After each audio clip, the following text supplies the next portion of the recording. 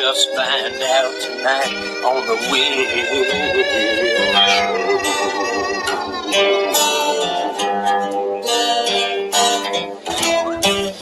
Alien abductions, strange lights in the south of France.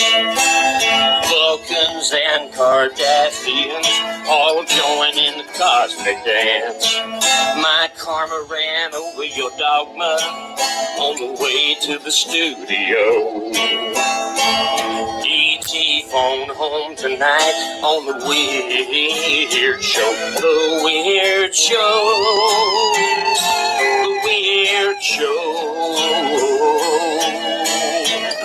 E.T. phone home tonight on the Weird Show. The Weird Show. The Weird Show. E.T. phone home tonight on the Weird Show.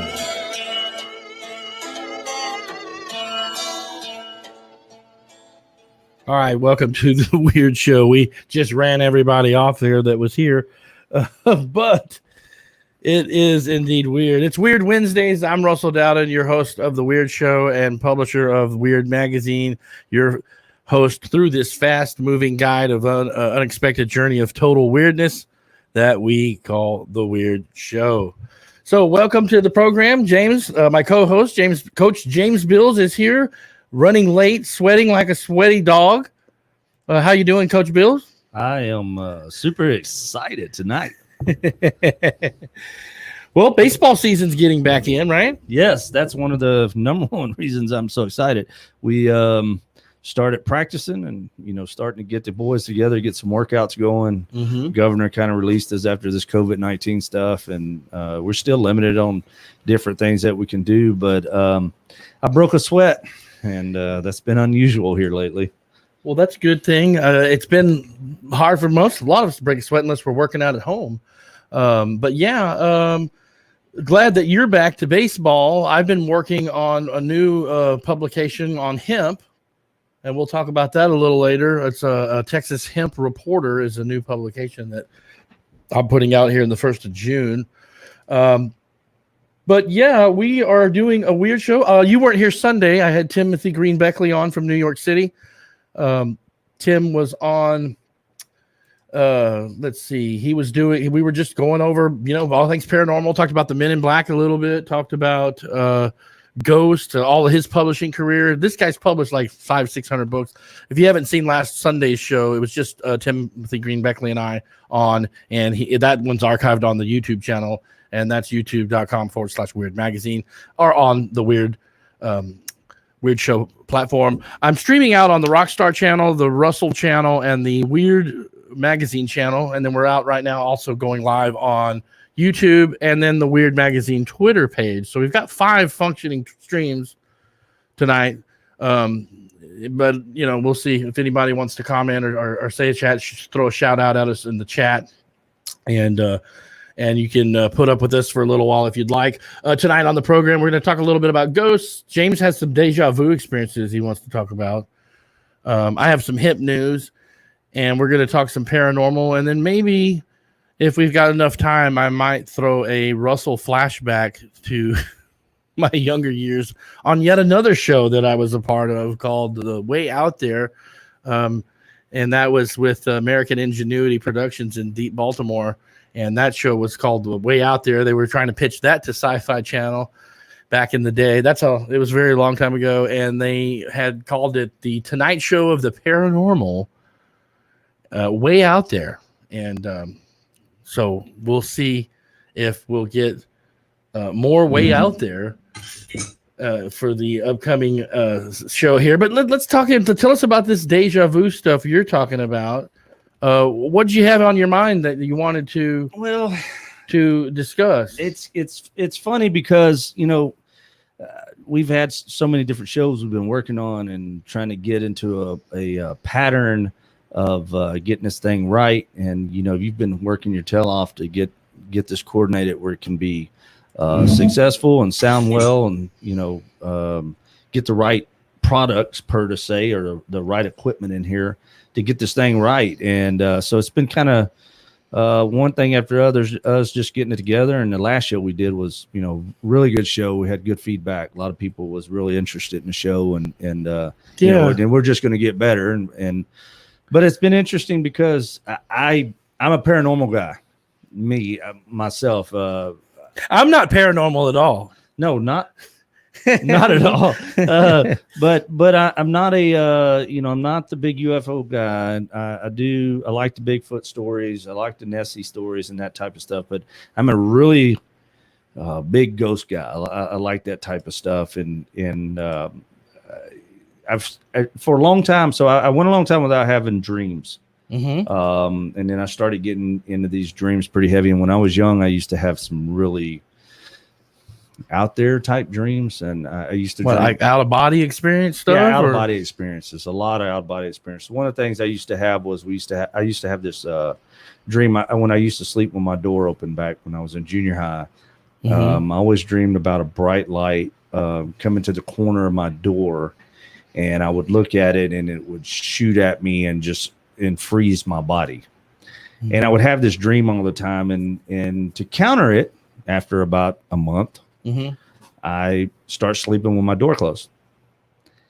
And so for years, I slept with my door closed. How old were you, though, when you did? 12, 13 years old. All right. That's probably pretty normal, I guess. Yeah, it's pretty normal. It come from anything from watching, scary movie or any type of things like that. And I got out of that, kind of got out of those dreams. And when I was in high school, I had a dream one time, which is probably one of the craziest dreams I ever had because of what was going on. There was, I was like 17 years old, and we lived on a farm, and my brother was always one of my younger brothers was always one of the that was supposed to lock the chickens up every night. Lock the chickens up, and guineas, and we had guineas, and anyways, at like 5 a.m, I woke up. I was having a bad dream. I was having a dream that there was a werewolf, okay, chasing me across the pasture, chased me through our back door, busted through our back door, chased me down my hallway and in my room. I slammed the door, and he busted the door open, and I woke up. So I got up, went to the restroom. In real life now, I'm awake at that point. I hate it when you go to the restroom and you're not awake. Yeah, that's always a warm feeling. It's pretty warm. Yeah, it's pretty warm. And so I go back to the bed, and I lay down and go to sleep. It's about 5:30 in the morning, and go to sleep. And a few minutes later, an hour later, I hear my mom hollering at my brother. I told you should have locked the chickens up last night. You forgot to lock the chickens up. So I'm wondering why she's screaming at them. So I get up and go in there, and from the chicken coop all the way up to my back window was several different piles of feathers and dead chickens. Dead chickens. So I'm going to assume still to this day that while the coyotes were eating my chickens, I heard them in my sleep and dreamt about the werewolf, while these coyotes were eating chickens outside my door. How weird. Yes. Yes. And a lot of people, you're dreaming, maybe you're hearing this stuff, So subconsciously, I probably was actually hearing this stuff. Yeah, that's what I'm thinking. And this stuff was going on in the background. And when I woke up, when I turned the light on, it probably actually ran the coyotes off. But I hear them out there probably growling, and that's probably where it came from. So that was a weird thing, back in the days. And so now here's my deja vu. Okay, we're going deja vu now. Here I am with a ranch. You're not on the baseball field. You're on the ranch. I'm on the ranch. All right. 43 years old. And, I had some crazy dreams for years. I had some demonic type dreams for a while. I still believe that most of those happened right before I had my heart attack. And I still think that was me going into a deep state of sleep and snoring and not breathing very well, and I probably was dropping off into that other realm of, in and out of consciousness. The DMT was probably taking over. And Yeah. so 2 nights ago, we got chickens now, by the way. More chickens. Now I have chickens on my ranch. More chickens. And in the middle of sleeping, I see the same dream that I had when I was like 12 or 13 years old. Mm-hmm. But it's at my house now, where I live now. And the deja vu was the craziest thing, because before I woke up, I felt like I was 12 or 13 years old and could see myself laying there at 12 or 13 years old in my bed back home when I was a kid. And when I woke up, I literally looked up and saw the door to my bedroom when I was a kid, and kind of blinked my eyes and realized I was in my room now. Oh, weird. Very weird. So were you having deja vu as an older man of yourself as a young person? Yes, correct. As a child? Correct. You know, I had a very interesting story that was from an abductee person that I had done some interviews with back in the early 2000s and around the 1990s. And he said that he had been always being abducted by aliens for many years, off and on, but he had this weird time travel twist to his alien abduction story, James. And the twist was that he said that he went he remembers a man coming when he was a child in South Texas, in a small community between San Antonio and the Rio Grande Valley. And he said that he remembered an older man coming to him when he was a very young boy, telling him, hey, you're going to be involved in ufology later. There's going to be people coming to you. You're going to be speaking on television shows and programs about things that might seem scary right now, but I want you to know that you're going to be okay when you get older.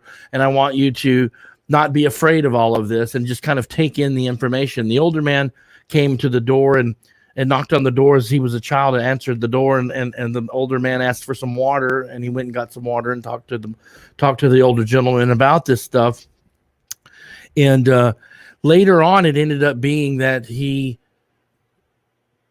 realized as he became older that it was him going back. He was permitted by the ETs through the abduction experience to go back in time and see himself, to give himself a foreknowledge of the pattern of the things in his life that would happen to him.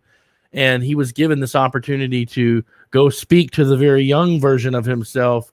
And when he realized, when he was older and he was given that opportunity in his late 30s to go see the young little boy in 1970, whatever, that he asked for the glass of water, and he started to tell the younger kid about the experiences that he was going to have. And so this was an abductee individual that was on the old Set Lab radio shows in the Rio Grande Valley. He Set Lab Studies of Extraterrestrial Life and Answers from Beyond. It was the old radio programs that we were doing in 99 and 2000. And anyway, just speaking to your deja vu experience, that was a very interesting story, that he, as a former abductee, he was permitted by the aliens to go back, is his claim, to go back and give himself foreknowledge of all the many experiences that he would be having later in life as he grew up. And so little extra twist on the tequila with the lime on the deja vu. Got a worm with that one. That's the worm with it, got right? a worm in there. So let me ask you, how many times in your life have you felt like all of a sudden someone was standing behind you and no one was standing there? Yeah. I mean, that happened a lot, especially when I was on acid. So here's the thing about me is I've never done anything like that. I've never, never done it. No, I never have. Never have. News break. July 8th, 1947. James needs to try acid. All right. I do good with drinking. You would have been doing good with it. That was something you should experience 25 years ago. The DMT, and so it's funny because I'm one of those guys that I feel like I'm extra sensitive. My son's like that. My son is very extra sensitive. There's things that we can see, but I didn't for a long time. I didn't acknowledge how to use it. I didn't acknowledge how how to control it, and I let it be more fear than anything else. And the truth is that it's still to this day, you still a lot of the unknowns out there, worry you.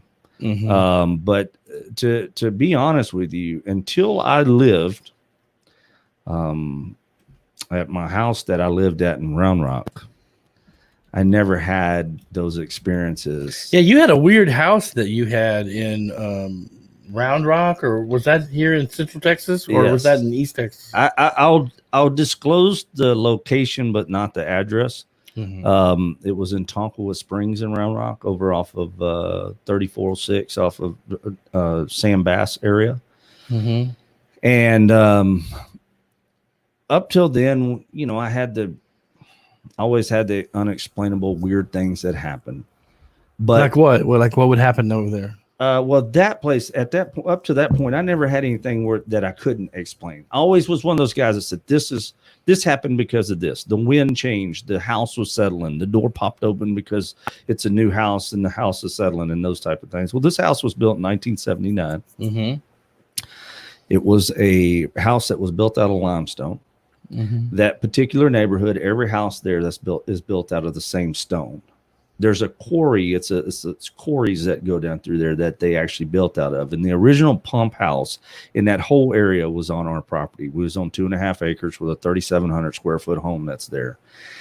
And the original quarries that are in there now are small lakes full of fish. We'd go out, walk out our back door, and literally we had a pond in our backyard.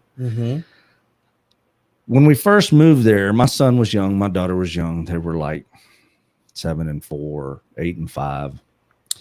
And they were experiencing weird things. First of all, we had a door that led to the garage that would pop open all the time. And you could lock that thing and you could make sure that thing was as closed as it could possibly be. And 20 minutes later, it would just pop open. And I always explain it off as unsettling in the house. Keep in mind, it's a 1979 home. It should be already settled, correct? But, you were thinking the house is rocking, it's creaking, it's making noise. It's settling in. The house is settling in. Yeah. We're good. It's going to be all right. And the lights would go off and on every once in a while. And it's an old home, so, it could be electrical issues, things of that nature. Beautiful home. It was a really nice home. And my son, so there's 2 bedrooms. There's actually 4 bedrooms upstairs and 2 bathrooms. And my son would wake up screaming in the middle of the night that there was a little boy running around in the house, and that the little boy was harassing him. Who's the little boy? We don't know, but my daughter. So my son was always been very extra sensitive. When he was young, he talked about Santa Claus being outside his window. He one time fell down in his room and said a really ugly old lady threw him on the ground. He told us one time when we was at Walmart, he told my wife that the lady beside him told my wife her name, and the lady said, "Wait a minute, what?" And my wife said, "Well, he said your name is so and so. I'm sorry, he's young and he's just being silly." And she said, "No, that's really my name." And my wife asked him, "Well, how did you know that?" And my son said, "Well, the little boy right there told me." Well, there was no little boy there. There's no little boy. There's no little boy. So supposedly at this house, he was seeing this little boy. Well, a little time went by, and my wife says to me, she calls me and says, "Hey, Chelsea," which is my daughter, came downstairs and said she was playing with someone. And he said, "Who?" She said, "Well, who is it?" And she said her name's Alicia. And she said, okay. She said, well, I want to get some water and take upstairs to Alicia for me and Alicia. And she said, well, can I go up there? Can I bring the water up there? And she said, no. She said, Alicia don't want anybody to see her because she's got a burn on her forehead. Oh, yeah. Yeah, I recognize this stuff. Yeah. So this goes on now. My daughter and my son are seeing little kids in the house. But my kids did too. And I still was writing it off, imagination. Mm-hmm. I didn't have anything going on. I didn't have experiences. My wife didn't have experiences. Mm-hmm. About a year and a half of living there, my wife calls me one night and says, hey, I haven't seen anything. You know that. And I said, yeah. And she said, well, I need you to come home. Oh, boy. Uh-oh. She said, tonight, I saw a little girl come out of the bathroom and look at me and go back in the bathroom. Ooh. So now things are getting real. Right? So now the wife's seeing things that are weird. Now the wife is seeing okay. things. At that point, I'm not a ghost enthusiast. I don't read into it real deep and those type of things. Right before that, I left this big story out. Quick story. One of my wife's friends, she was into that type of stuff. And she wanted to come over and bless the house. Okay. And I told my wife, don't you bring anybody over to our house. It's going to be throwing holy water and sage and all that. Because we can't have holy water. I don't want that stuff in my house. Nothing against religion. I personally felt like they were going to open that Pandora's box. I'd rather have I'll take anything. I'm one of those guys that's just like, you guys shut up and leave me alone. I ain't seen it yet. Give me the egg. I'll do ojo. Give me the holy water. I don't care. Cross, crucifix, anything you want to bring in here. I'm open to it all. Well, the only reason why I said go ahead and do it was because I felt like if it made my son and my daughter feel more comfortable, that it would be better. Okay, there you go. So I was good with it. So then the day comes where the first experience happens for me. So you're the last one to you're the Freeling family, your dad in the Freeling family. That's the last one to see anything in the poltergeists. But I'm the one that keeps blowing it off. Uh-huh. I'm the one that says this is the reason why that happened. The Freelings. Late one night, I experienced something walk across the hallway in the middle of the night, and there's a light on down the hall, and I see this thing go across, but there's nothing there. So. And this was after waking up 4 mornings in a row at 3:30 in the morning out of the clear blue. Okay. Which at the time I didn't know all the stories, what 3:30 is, the witching hour. I didn't know all that stuff. And I call it beer drinking hour as well. 3:30, middle of the day or in the mornings, beer drinking hour. So I decided I'm gonna sleep on my door closed. Okay. Remember, I told you when I was a kid, I would see that white light. I start sleeping with my door closed, and I stop having those thoughts. All right. So I decided I'm going to do that. And then what happens is one night my wife wakes up and she's got something over her head, a demon type figure that's pinned her down, and she can't get up. All right. So she's kind of freaked out over that. And then another night, my kids are out of town. It's just me and her there. And something walks up the stairs behind our bedroom. We can hear it coming up. We both wake up. I jump up with a gun. And, there's nothing there. So everything at that point's good, right, bro? I'm like, okay, well, we're going to start talking about what we're going to do next. We're almost 3 years to living at this house. Everybody's had experiences. Friends are coming over. They experience stuff. Family comes over. They experience stuff. And then the big one happens. What's the big one, James? I go home one night, 9:30 at night. My wife and kids are up at CVS by the Rudy's there in Round Rock. And as I'm walking up to the door, I have 2 phones.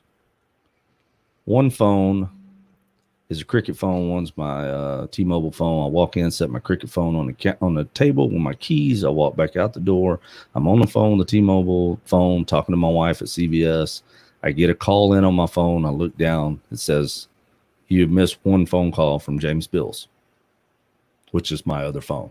Mm-hmm. Then it says I have a voicemail from my other phone, which is on the table in the dining room.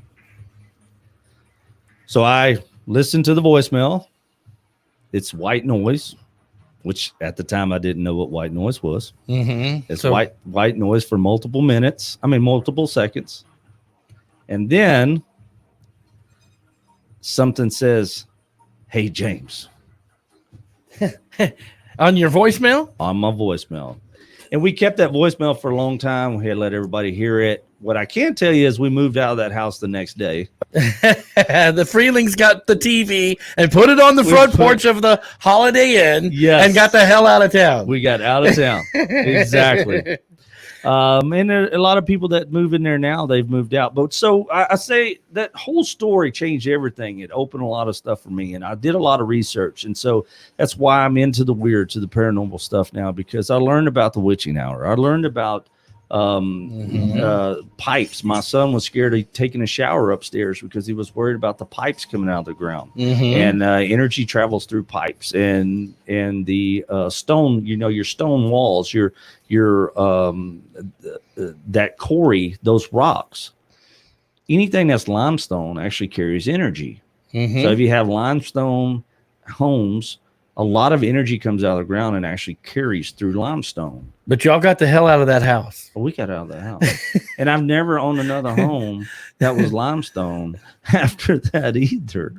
There you have it. The poltergeist version of the Weird Show. Our co-host James Bills telling us about his poltergeist, not even more of deja vu, ghostly.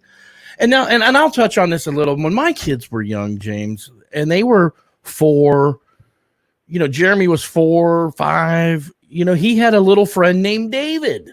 And my ex-wife at the time, when I would hear this, she would talk to Jeremy about David. And David was his little friend. And so, I think that the paranormal is opened up to kids when they're young. And, when you're a youth, when you're, before your mind molds into the 3-dimensional world, you end up,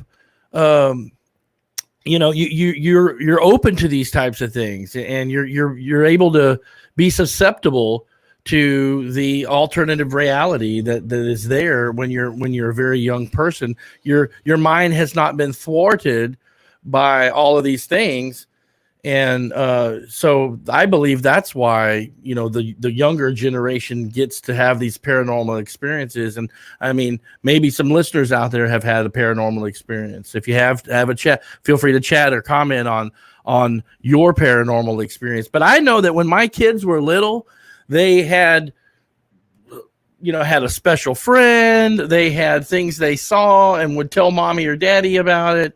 It was a very common thing for that kind of thing to happen. And so when you mentioned that when your kids were young, that was also, something kind of that was very similar experience as well. And I think that happens more than people really let on. Sometimes. It does, but I think we grow out of it. I think what happens is once we grow out of it, a lot of us never go back into it, and we don't realize that realm is actually more open than what most older people think. We do a lot of traveling. We do. My wife and I go to a lot of places. We actually travel a lot of graveyards. We travel a lot of historical markers. We go to a lot of closed down buildings and go take pictures at night to see what kind of reflections and things that we can get, if we can pick up any kind of paranormal pictures or anything like that. We travel all over. We don't travel just all over the area. We literally travel all over the United States. We have a list of different things that we go to. That the other night you and I talked about when you was in school. There was books that you could look up about Loch Ness Monster and things like that. There also was a lot of paranormal books back then that you could find interesting things on. Not as many, but there's videos on YouTube, and you got a lot of things that are pulled up right now that you can show. A lot of these videos on YouTube, they're hard to follow for the simple fact you don't know if they're made up. It's so easy now to go on there and fake anything that you want to. Yeah. Well, with all the different things going on, it is easy to to fake things, and you see a lot of that, and then when there's something that's real, you people don't often think that they think it's fake. So right, you really have to be aware of that. Gonna jump over here onto the weirdshow.tv website. Check out some of the news articles on here, guys. We updated a few things here. I did have an interesting story that was related to last week. Tim Schwartz's book, which is published by Tim Beckley, who was on last week. There's a new book that's out called The Big Book of Incredible Alien Encounters, a global guide to space aliens, interdimensional beings, and ultra-terrestrials, which our children used to play with, evidently, some sort of alternative thing there. This is on Amazon. You can check this out. It's Tim Schwartz's new book published by Tim Beckley. We had Tim on last week. I just wanted to plug the book. And then watch out, Space Brothers warn we will not be allowed to set foot on the moon. That's nothing. That should be nothing new, but it is a new article that Tim and I talked about Sunday on the show. Did you tune into that? You were tired that day. No, did you check out some of it? I did some. My phone died. I was working on a wrench, but I caught quite a bit of it. Okay, cool. I was wondering if you missed the Sunday one. So just shouting out to kind of recap, if anybody wants to see last Sunday show, just jump over to the youtube.com/weird magazine. You can check out the broadcast from last week. What else is on your mind? We want to eventually, I want to talk about some of this hemp news that I'm working on. Anything on that front? I just kind of giving people an update on the hemp reporter, which, farmers can grow hemp now.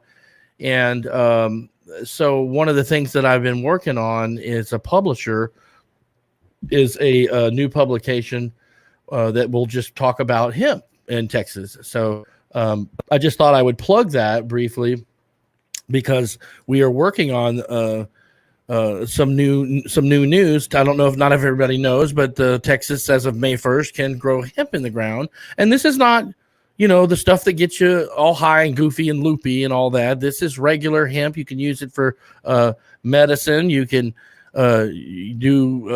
make paper. There's a lot of different things you can do with hemp these days. But farmers are now able to grow hemp in Texas the last few weeks. And I don't know if everybody knows that, but we're working on a new publication, James, that's just going to be a little on the hemp side of things. I think it's a good thing.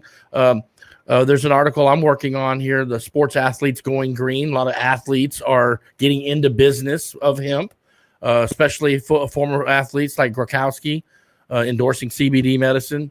So that's some interesting stuff. So this is something we'll be doing. You'll be able to see pick this up around town coming up. And I wanted to just kind of share that briefly and plug that. But I've been busy working on this stuff, and it's been interesting and pretty cool. Some of the stuff we've been in the backwards on, we can't really discuss yet on this type of stuff as well. But when it does launch, y'all definitely will want to be part of this magazine. It's gonna be very valuable to if either you're a farmer, a grower, or if you're a seller, or a lot of you guys that are out there that are going to pick up this magazine. You're going to be trying to find out information on grow lights and planting and anything from how you're going to put your crops in the ground with tractors. I mean, everything, even some of some of these suppliers that are out there will be in this magazine, and so it's real important to follow along with the growth of this. There's multiple companies out there across the United States that you can find to buy this type of stuff through. But what you don't find is a hub. It's hard to find a hub, to find the best product, to find the best people that you're going to go through, and that co-op type of situation where you can find out how to save money to get the best product and turn around and make the most profit off of it. And as a magazine publisher, I've published 178 magazines, from sports to paranormal to rock and roll. And I saw this as an opportunity to get some cool information out there. My family takes CBD products for medicinal reasons. And this is cool. I mean, not like a stoner publication. This is more news, health. But it's a big deal for Texas to be able to grow hemp. I mean, we are the #1 agricultural state. And so that is going to mean some big dollars in the economy for Texans, and to be able to grow, that hemp plant. There's a lot of avenues for business and opportunity with the new hemp market that just is now only 3 weeks old here in Texas. Well, the division between the two is what the spark is, what everybody's trying to discuss. Most of your conservative states obviously don't want marijuana in their states. However, they do see the plus side to the marijuana product that can actually help people that are sick. Their glaucoma, joint issues, any type of thing like that.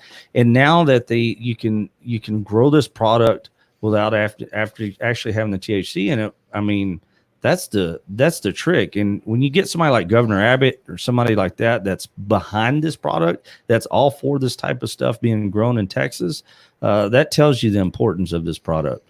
Yeah, and I think like I said, I have family. My mother has fibromyalgia. My girlfriend has lupus. A lot of people need this. So it's a good thing for all of the CBD. We've all seen the CBD stores popping up left and right. And so there's CBD just everywhere in recent years. And so this is something here. We'll maybe do a show more on this down the road. I think as the hemp publication gets kind of going a little more, we may have some guests even on the program talking about that kind of stuff. So I'm starting to meet a lot of people. 2 more cents in there. Sure. I don't want to go political with this thing, but what a lot of people don't understand is part of the argument about the wall being built along the border that's fought between everybody all the time is the drug population that's coming across, the drug runners that are pushing these big heavy narcotics across there. And one of the biggest products, obviously, which has been for years and years, is marijuana. Mm-hmm. And if you can get, a lot of the people that are here stateside, they are actually starting to realize the positivity that they're getting from hemp, and they're pushing away from needing the marijuana. I mean, if you can carry it in your car legally and drive to work with it and those type of things, and you can put it in oil, why wouldn't you want to go that route with it? And when you start looking at it from that process or that thought process, what ends up happening is it doesn't take long, and you start snubbing out a lot of those drug runners that are coming across the border, and you start putting a lot of those guys out of business down there with a legal product. Mm-hmm. Yeah. And then I think also, and I've been talking, I got one of the reporters that I've got, Stacy's working on a story that I have that begs the question: will the state of Texas legalize marijuana in a post-COVID-19 world? Tax revenues are down. There's been no hotel taxes. We lost a lot of revenue, in a lot of these festivals. The sports revenue in Texas is billions of dollars a year in annual sports revenue. You and I know that, being in sports as well. But I have Stacy working on a story that's making the case: will the Texas legislature push through the legalization of marijuana in order to benefit from the millions and billions of dollars in tax revenue? Taxes are down in the state of Texas as of the last few months. And so I think, and I heard, by the way, from a little bird whispered in my ear that one local state representative told another one of my advertising clients today, and from Houston, in that district, I heard that is true. And just because I mentioned this, that we were working on that story, he said, well, I'm best friends with my representative in the area here in Humboldt County, or wherever it was over there near Humboldt. And he said that Russell, you can take that to the bank. He said that they are going to push that through next January for a quicker, more quicker than they probably planned. DPS regulates the marijuana industry in Texas, and I was on the phone with a marijuana dispensary, the only one around Central Texas, they don't get to advertise on a lot of things. And they were explaining to me that since our regulatory commission is DPS, we can't really advertise with a lot of things, Russell. We can't advertise online. We can't advertise on the radio. We can't advertise on TV. And I said, well, gosh, doesn't that make this to publication your new best friend?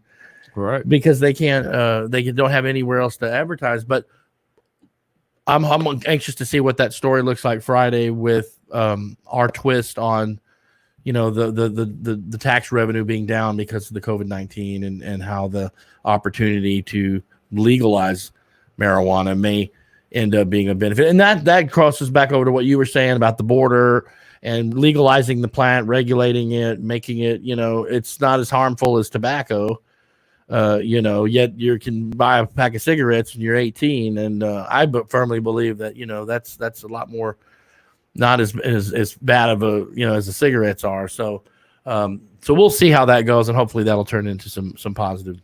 Well, you know, I grew up conservative, and I'm not you know, I'm not a big believer in marijuana. I'm somebody that, you know, if you could get rid of all of it, I would. I'm not. That's who I am. But at the same time, I'm not going to say that other people shouldn't have it. I'm not going to say that the tax revenue wouldn't be big. I'm not going to say any of that thing, because 100% is coming across that border no matter what. And so we can benefit from it with the tax stream. A lot of it's coming over from Colorado and California now. Now it is, correct. Yeah, nobody's smoking that Reggie anymore. They're not, but they're not getting it in. I'm not smoking Reggie.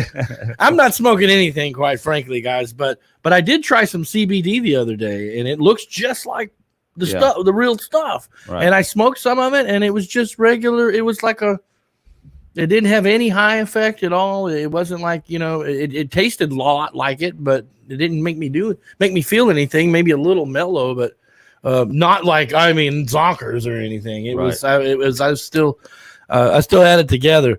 But anyway, we'll see how all of that turns out. I know I'm more liberal on that topic than you probably are, I imagine. I am, but again, I don't frown on people for it. That's the biggest thing. Man, I stay my own. You know, that's I got my business to attend to, not other people's. Well, let's. You have another topic. I want to share a flashback moment. Last week we did the Investigation X, right? And this is a shorter clip than that one, I think, right here. But it was a great video though, because I had a lot of people that commented on it. On the Investigation X documentary that wasn't. That would have been a cool. Yeah, with Mothman. Yeah, our Mothman deal. That would have been a really cool show. But I call it the paranormal show that wasn't. It's what exactly. I call that. Exactly. So anyway, we are going to do a quick clip of the Way Out There show and see what you guys think of this. This is the Way Out There from 1990. Oh gosh, 9 or so. Washington D.C. The Way Out There, way back. Way back, Way Out There. Check this out, guys. We'll be right back.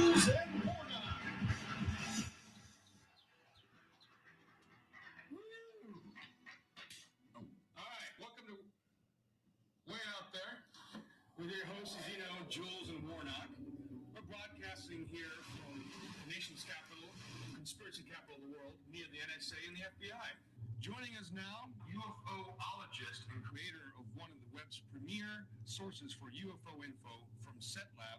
Here's Russell Dowden.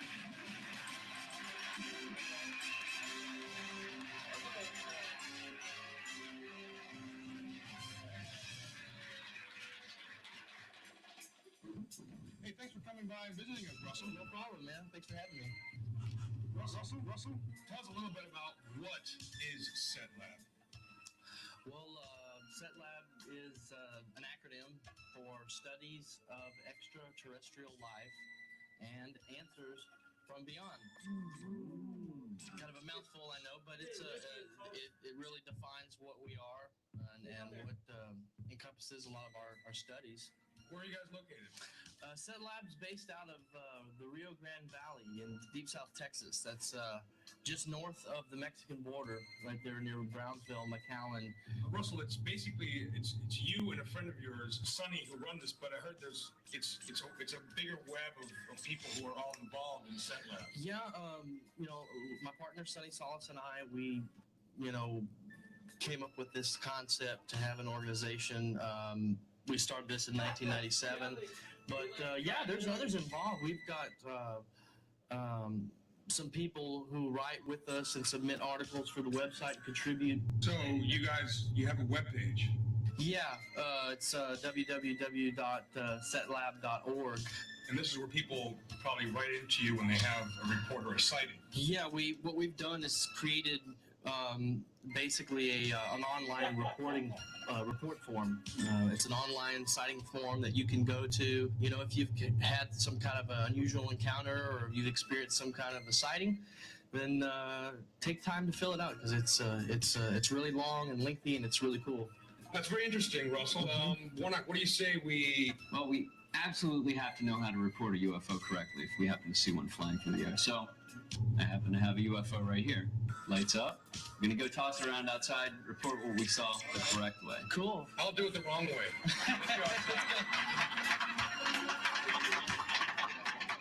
Folks, here we are outside the studios of Way Out There with Russell Dowden from Set Lab, Warnock, and I. We're looking up the night sky in hopes of catching an errant UFO flying over our heads. Let's look up and see what we might catch. Oh my God! Russell, did you see that? Russell, did you see There was a UFO right there. Warnock, did you see I saw it, I think. All right, we saw a UFO, folks. Let's see if it returns our way. It's coming right. It's coming right. Oh my! Warnock, where are you going?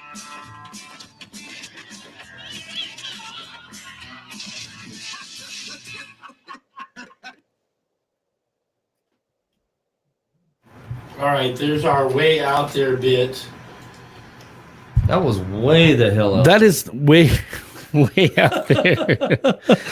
Yeah, that was a fun bit that was done back in, I don't know, 1999, somewhere around there. Way Out There. Certainly, that was just fun to go back and look at that. That was the Tonight Show of Paranormal that wasn't.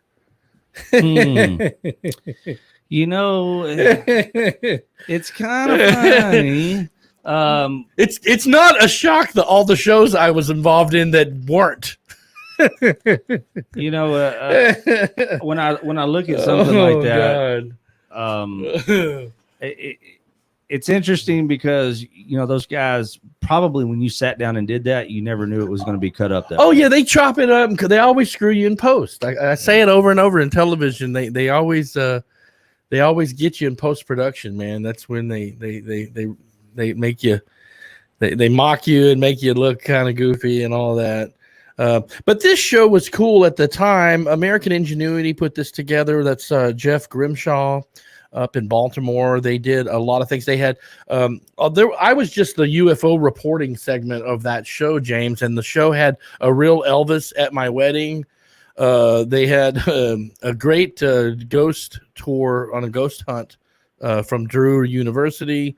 On that segment there, we actually went on to go through here and we actually just report that same sighting. That was the simulation of the sighting, the football. And then they report. We go into the back inside and we go to the Set Lab website and we report the sighting. And that was part of what that was all about. But so let's talk about that. Yeah. Because, a lot of people don't understand. So there's nowadays you got so much social media. Back then you didn't have as much social media, but nowadays there was none when this was being filmed. Yeah. Well, now you have, Facebook and everything else. You can go on and you can post something, but there's so many of them now. Which would be the one to go to if you saw something that you wanted to report?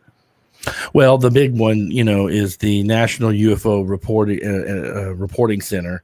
But Peter Davenport in Seattle actually runs the National UFO report. In UFOC is where you would go if you wanted to be on there and to report actual sighting, and they get sightings every day.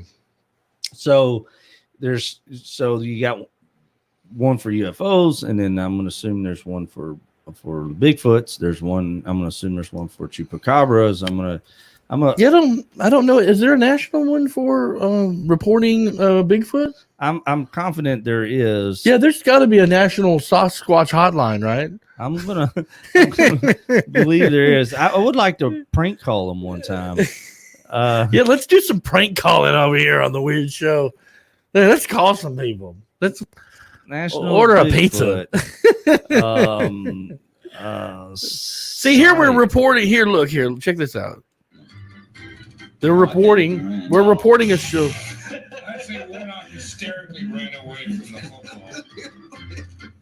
Area and location, Warnock. What do you say? I'd say we're fairly rural, sort of suburban, moderately industrial. Slightly residential. It doesn't have undisclosed on here. Yeah. Terrain. Fields, yeah. Fields. UFO direction. We're seen in. What would going west? It was, it was coming from the west and then went to the east, right? We're seen in the west. Overhead. Then in the east. From our It's kind of like this. Yeah, well, it went overhead. So, yeah.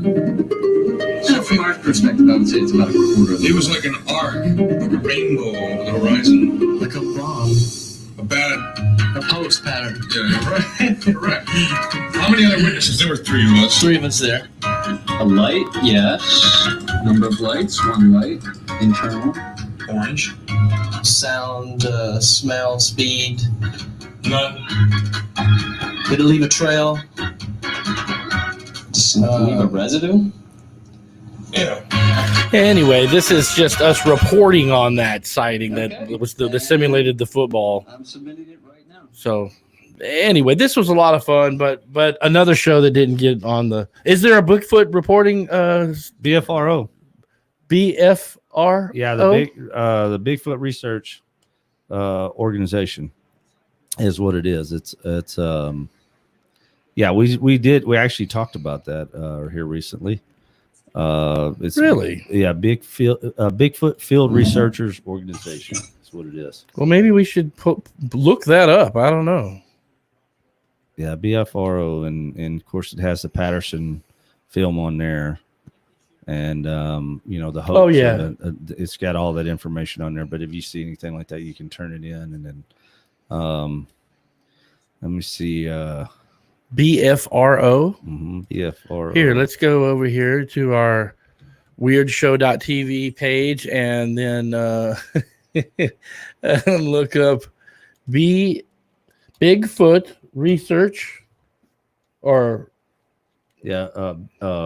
Bigfoot's Field Reporting Organization. .org.com. You got me there. Probably org, I imagine. I want to say I'm going to say they're probably making money off of it. Okay. Bigfoot Field Researchers Organization is BFRO.net. Oh, God. I've ended up in a porno world. I see that. Porn ads over and over. No, they weren't porn, but just they were just getting me crazy there. Okay, so the Bigfoot Field Research Organization. Maybe they use .net because that's how they catch them, is with a net. With a big net. Hey, I mentioned it, by the way, last week to Timothy Green Beckley, Mr. UFO, that Bigfoot was just blurry. He's just blurry. He's just blurry. He's a blurry guy. So here's where you report your Bigfoot sighting at BFRO.net. So yeah, Sasquatch, Bigfoot, Yeti, there they go. They go into the BFRO. And if you want to report any other kind of monsters, ghosts, or anything like that, there's a liveabout.com. Liveabout.com. That's looks like where you turn in Don't make me go somewhere bad. Yeah, I don't plan on it. I don't plan on it either. What is this? It? And this one is Debbie. No, this DebbieDust.com. Bigfoot. No, this isn't where we're supposed to be. Yeah, What do you- liveabout.com. Yeah, that's it says that's where you're supposed to go to turn in. Who was the ghost of the Hollywood sign? Oh, there's a ghost of the Hollywood sign. Yeah, there actually is. And so it's funny because a lot of these stories, I know a lot of them. Again, we do a lot of traveling, so we see a lot of this stuff. Mhm. Fredericksburg is full of stuff. Jefferson, the city of Jefferson up in East Texas is amazing. Really? They have the Excelsior House there. That's incredible. Alamo, the Alamo is incredible. You can stay at the La Bahia in Goliad. You can actually stay the night there. They have a room you can sleep in. Really? And they say when you have like electric storms coming in like that, any kind of good lightning storms, that you can actually hear gunfire and cannons firing early in the morning at 3 to 3:30 in the morning, and you can actually hear the battlefield being done out there. Oh wow. Yeah, when we were young, my brother and I went to the Alamo when we were young. And what happened was my brother was jumping over one of these little, there was like a little low hanging wire that just blocks. It's supposed to keep you off the grass. And when you're a 10-year-old kid, you just jump over that thing thinking you can go anywhere you want. Well, anyway, my brother fell and onto this thing and cut a big gash into his thigh, and so they had to take my brother into the Alamo in a secret area, and they put him, James, in this part of the Alamo where I guess Bowie was at, where they had killed him. And he went in because the medical area in the Alamo for a first aid treatment was in one of these back little rooms. And we went in there and they had to bandage my brother's leg up and he had to, it was a pretty good gash. They had to bandage it up. And then, when we left there and went back out to view the rest of the front of the Alamo and the tour and all of that, Dad turned to my brother and said, "See, now you've been wounded at the Alamo." Yeah, correct. Yeah. Did they take him in a basement? It wasn't a basement we went to. It was I know. Only Pee Wee Herman's been in a basement. Oh yeah, that's right. I forgot about that. There's the basement in the Alamo. That's right. There's no basement in the Alamo. Yeah, we've been in many different places across the United States, and we've been to Gettysburg, which is some of the most sacred grounds in the world. I mean, it's 500,000 plus people died there. You have, we've been to the Hermitage in Nashville, and you name it, man. We've been to so many different places. And in fact, one of the most interesting places where you feel energy when we went to the Oregon Trail. The Oregon Trail is still there. The ground is petrified. There was over 13,000 wagons that traveled the Oregon Trail, and in that particular area, the wagon wheel trail is still there, and you can look left to right for as far as you can see, and that trail is still there, and the markers are still there. And the surveys are still there. Where is that? It's in Oregon? It goes from Oregon, goes across Wyoming. That's part of the Clark, something in Clark. The Lois and Clark. Lois and Clark Trail, yeah. Yeah. Yeah, I've been up to the Montana side and Wyoming part of that trail. From my father used to live there in Montana, so I've been to that. It's amazing because so many people died on that trail, which I assume you probably died a few times on it when you was young on that trail.